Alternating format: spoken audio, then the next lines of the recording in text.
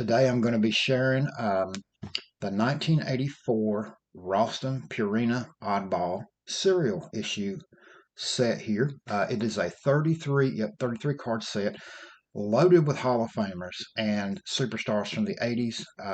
This is a great set, another oddball set that I love, and I wanted to share it with you all. Me and Roseanne watched the Cleveland Browns actually win a game, and not only did they win the game, but they won it making a field goal to win the game, 55-yard field goal. Anyway, let's get into this set. First card is Hall of Famer Eddie Murray. Also, another thing about these cards could be found in boxes of cereal. This set here is, for the most part, in pretty decent shape.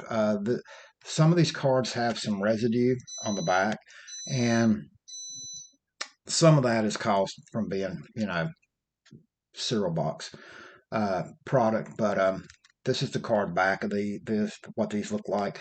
But it's a really nice oddball set. They're not that expensive if you're interested in a set. Anyway, Eddie Murray, great player during my childhood, one of the best. I never could believe the Orioles traded him. He was still in the prime of his career when they traded him. But the Orioles at that time were pretty much Eddie Murray, Cal Ripken Jr., and nothing. One of the Purina cereals that I remember getting these out of when I was a kid, Donkey Kong cereal. Something that hasn't been around forever, but boy, did I love that. I was a Donkey Kong fan back in the early 80s, back in the Atari days. Um, for you guys that grew up when I did, late 70s, early 80s, you know what Atari is. Here's another Hall of Famer, Ozzie Smith. This is in his earlier part of his Cardinals career. Of course, been traded from San Diego, but he was still very young. Right here, long time, great hitting catcher, Ted Simmons, key member of that 1982 Brewers team that won the American League pennant, came close to beating the Cardinals in the World Series. Simmons, also well known for a lot of years playing for the St. Louis Cardinals. Right here, one of my favorites as a kid, Pete Rose. Let me let you zoom that in. Nice card of Pete there. Here's another guy that I loved when I was a kid because I was a Mike Schmidt fan as a kid, so I loved rooting for the Phillies. And this guy was Mike Schmidt's sidekick back in the 70s, mid to late 70s, Greg Luzinski, before he ended up with the Chicago White Sox. Boy, he was a basher back in his prime. Um, Andre the Hawk Dawson here with Montreal. That was back when Montreal was still a very tough team back in the early 80s. Gary Carter, catcher. Tim Raines was very young. At that time, they had a pitcher, Steve Rogers, that was just great. Never won 20 games, but he's a great pitcher. Here's Dave Winfield. He looks so young there compared to what he looked like towards the end of his career. I'm bad to remember. A lot of times you remember guys, but based on what they look like later in their career. But that was like a young Winfield still. Even after a decade in baseball, that's what's shocking about it. Tom Seaver here with the Mets in his second go-round with New York when he came back to the Mets in 1983. Jim Rice with the Boston Red Sox. Fernando Valenzuela. And, there's been a big boom in Fernando's cards since he passed away. And sadly, they should have been a lot sooner than that. Fernando was kind of a forgotten star from the 80s. But no doubt, Fernando Mania, this guy was the most popular guy in all of baseball at one time in the early, like 1981. And he was one of the most sought after guys back then, like his rookie cards and stuff. And after he passed away, there's kind of been like a lot of, big time boost in his card values. But Fernando was a great pitcher. He got hurt in 1988 and never was the same again, but from the time he came up until 1987, no doubt one of the very best pitchers in baseball. He was on the 88 Dodgers that won the World Series, but that was the year he got hurt. He was just a shell of his former self. But this guy, he helped the Dodgers win the division in 83 and 85. He was a great, great pitcher. Wade Boggs with the Boston Red Sox there. Boggs, of course, one of the greatest hitters ever, not for power, but for all-around hitting ability. Another guy that I thought a lot of as a kid, Dale Murphy, one of my favorites. I love Mike Schmidt. Murphy, of course, All-American hero back then, and that's how Ted Turner advertised him on TBS back in those days. Murphy, during probably from about 1982 through 1985, there's no better player in baseball during that time range. George Brett here with Kansas City. Brett, of course, one of the greatest ever as well. Um, I used to consider him the best third baseman in the American League. Mike Schmidt, of course, best in the National League. And they squared off against each other in the 1980 World Series. Here's Nolan Ryan, many consider the greatest pitcher ever. Ryan never won 20 games but twice. To tell you the truth, you have to look at it this way. A lot of the teams that Ryan played on were not necessarily great. They were good, partly because he was a member of them. But like when Ryan was in his heyday, striking out everybody with the Angels, Ryan had wild control. So he walked a ton of people. So that's one of the reasons he didn't win more games then. But by the time he mastered, his fastball more, and he wasn't walking as many by the time he got with Houston. Houston was a good, not great team. And while they did make it to the playoffs in 1980, lost to the Phillies, they never really made it except for 1986. And that was a year Ryan actually was dealing with injuries, pitching hurt. But the Astros were not a very good team. He did not get a lot of run support with Houston a lot of those years. Uh, and here's Ricky Henderson in his young days with Oakland, boy. Great, great player. I loved Ricky Henderson as a kid.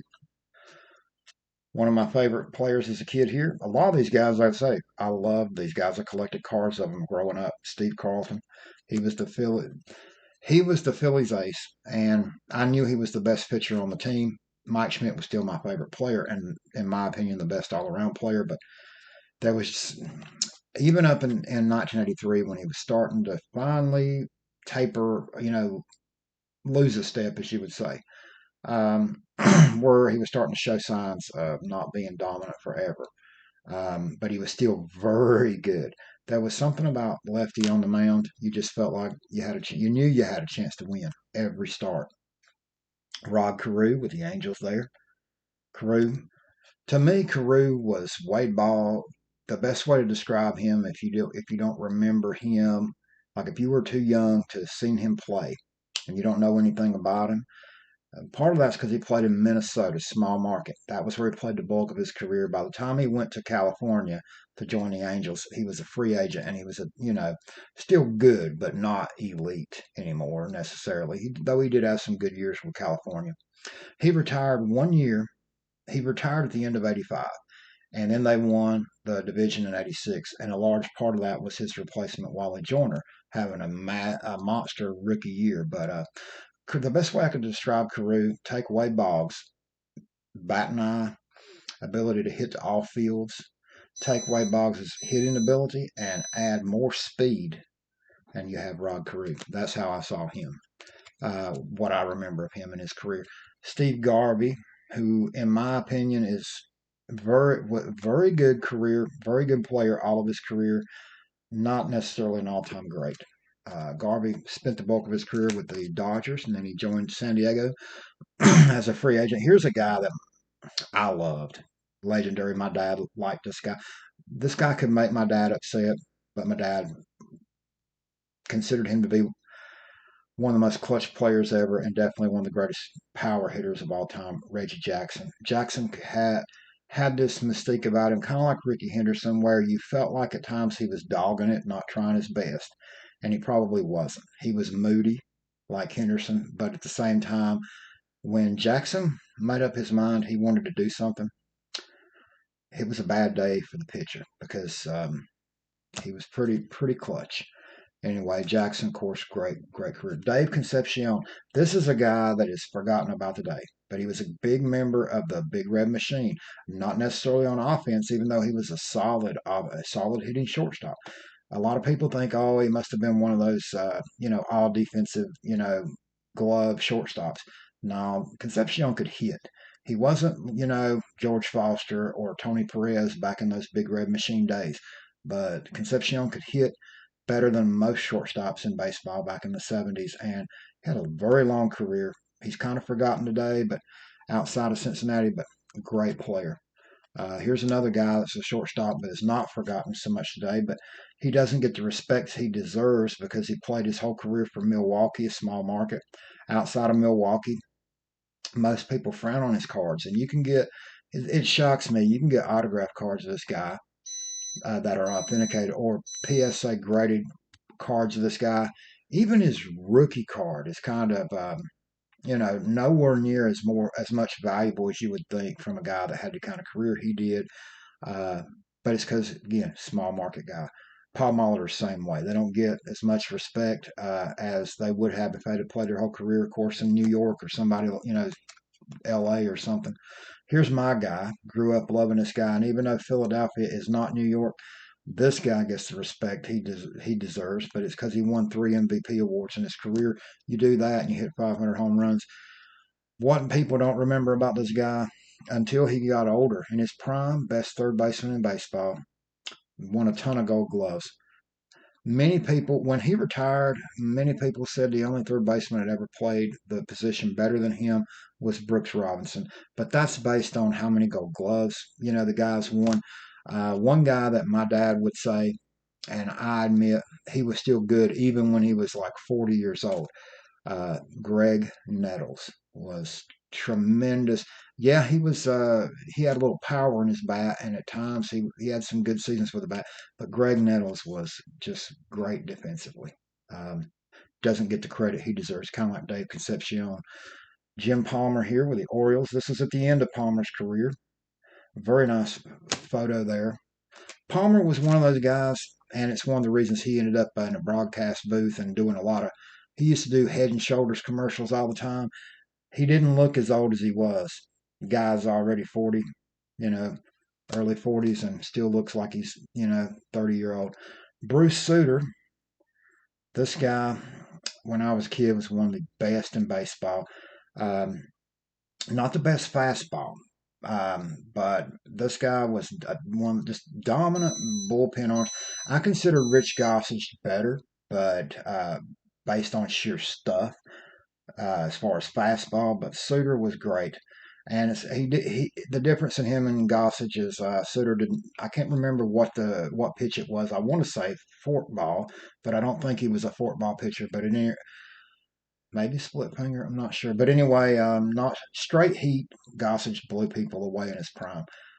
This guy was definitely threw harder than Dan Quisenberry, but Quisenberry and Suter were the best. Here's Quisenberry right here. They were the best relief pitchers in the early '80s. A lot of people say, "Oh, you're disrespecting Raleigh Fingers." To me, Raleigh Fingers, he was still in his heyday in the early '80s, like nearing the end of his prime. But his best days to me were in the '70s. But Quisenberry from 1980 through '85, just if you could get in the Hall of Fame, sorry, if you could get in the Hall of Fame on 5 seasons, and some guys are. Dizzy Dean is one, but Dizzy Dean was tremendous. But Quisenberry had one of the best 5-year runs of any reliever ever, as far as saves go, and seeming to be so hard to hit. And he didn't strike out a ton of guys. He was pitched to contact. Bill Madlock, great hitter. Not legendary by any means, but boy, he was tough. Tough pro. This is a guy that my dad would even say was a great hitter, and he doesn't get his due respect today. He's not. He never. He never was able to accomplish enough stats to be considered for the Hall of Fame. But one would say this: if Harold Baines is a Hall of Famer, Cecil Cooper's Hall of Famer. I'll just leave it at that. Because if you look at Harold Baines' career numbers and you look at Cecil Cooper's career numbers, pretty similar. Look at their career years, actually. Cooper had some much better peak seasons than Harold Baines ever had. Gary Carter here with the Expos still. He hadn't been traded to New York yet. Fred Lynn, great player. Career never turned out as when he started out winning Rookie of the Year and MVP as a rookie. Everybody said this guy's future, Hall of Famer. Injuries, many collisions with outfield walls because Lynn was all effort guy. But injuries zapped what could have been a Hall of Fame career. Pedro Guerrero.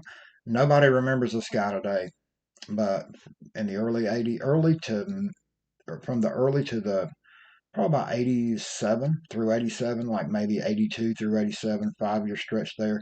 This guy was Mr. Dodger, and he was easily their best, most productive hitter during that stretch. But nobody really remembers him today. Ron Guidry, my dad, and one of my dad's very favorite Yankees when I was a kid, and one of mine as well. Guidry, of course, ace pitcher. I'll tell you a little story. I remember my dad telling me about it, and I've also read about it as the years went by. Guidry, he came up, I think, he reached the majors in '75. The Yankees were already owned by George Steinbrenner, who already was like, didn't have no patience for young players. He wanted to win right then. Well, Guidry really, like a lot of young guys, struggled a little bit when he first got to majors. '76 comes around, and Billy Martin's the manager of the Yankees. The Yankees are contending, and George Steinbrenner is wanting the Yankees to, you know, front office to make some moves to try to improve the team. And one of the young players that the Yankees had that just about everybody that they discussed making a trade with wanted was this young left-handed pitcher named Ron Guidry.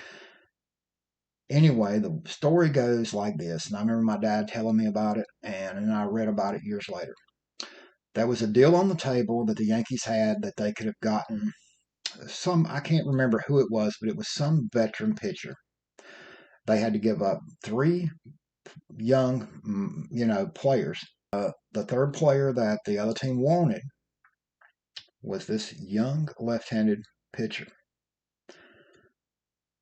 Somebody from the front office called Billy Martin to tell him there's a deal on the table, this veteran pitcher that could help the pitching staff. What do you think? And they said Billy Martin was like, well, sounds good, but what are we giving up?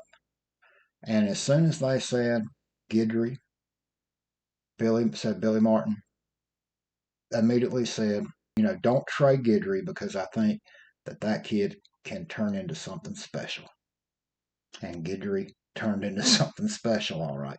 By 1978, he won 25 games, lost only 3, led the league in ERA, struck out like 200 and almost 250 batters, and like almost 275 innings pitched, something like that.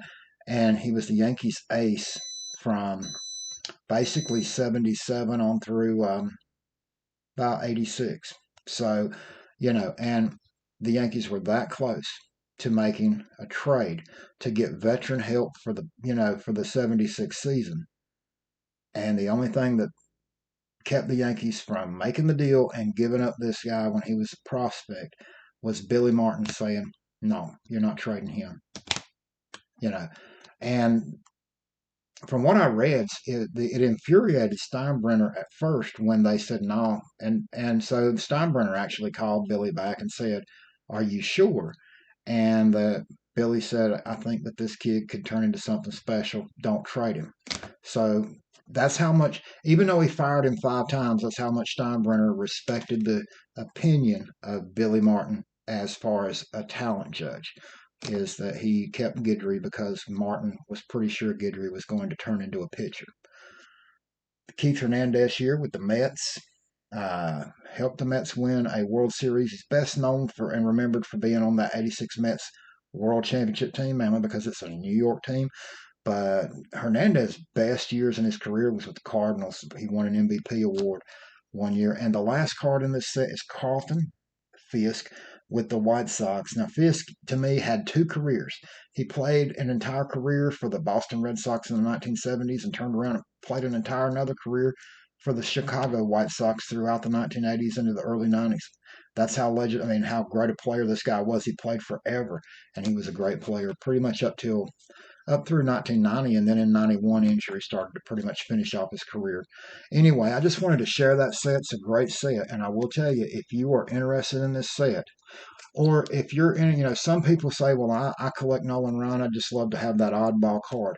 Well, I'll tell you the truth. You can get this complete set pretty much most of the time in EX to near mint condition for $15 or so.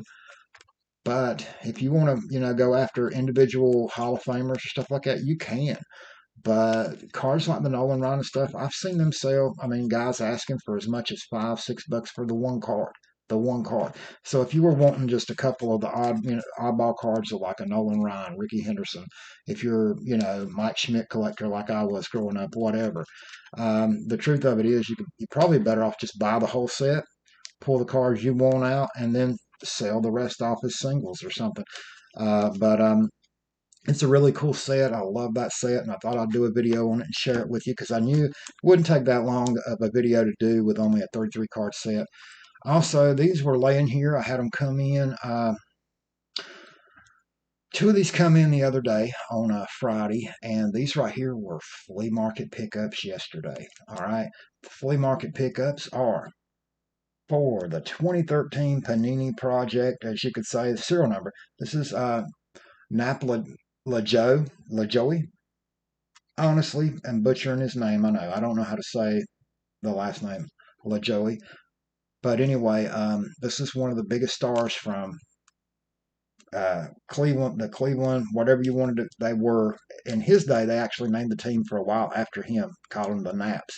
But they were known as the Spiders, as well as the Indians and now the Guardians. But here's the back of this card, and it is serial number to 325. This is an orange crystal shard, and they have green, the base cards, then the green crystal shard, then they have blue, red, gold, and orange. Orange is the hardest one to find. Even though it's not the lowest serial number, they were the oddest ones to pull from packs. I don't know why. I've seen people open 3-4 boxes before finding even one orange. I don't know why, because they're not serial numbered as low as the gold. But anyway, also I picked this up, flea market find. This is even though he's not with the Indians yet, Andrew Thornton rookie, as well as Frank White rookie. Rookie infielders there. This is from 74 Tops, I believe. Yep, 74. But that was a cool card, and picked it up for $1. You can't beat that. I'll give $1 for an Andy Thornton Frank White rookie card. Especially that one's in pretty good shape. If you notice the corners, they're not in pristine. I mean, this is not a PSA 10, but they're not rounded or anything. It's pretty decent. Now this card, pretty wore down. It's also off center, but only gave $1 for this. And I'll pay $1 for this all day. Hall of Famer Frank Robinson, little rough, like I said, just a little bit off center, miscut, you could say, but not too horrible, and still got good color. The photo part of the card is beautiful color. The corners got some definite wear.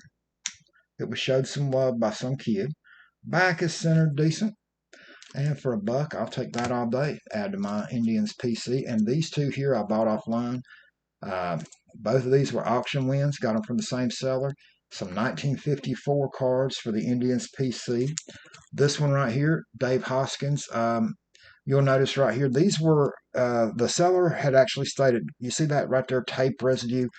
Both of these cards have it. They were actually found in an old scrapbook that someone had actually used Scotch tape to just tape the cards to stay in the scrapbook.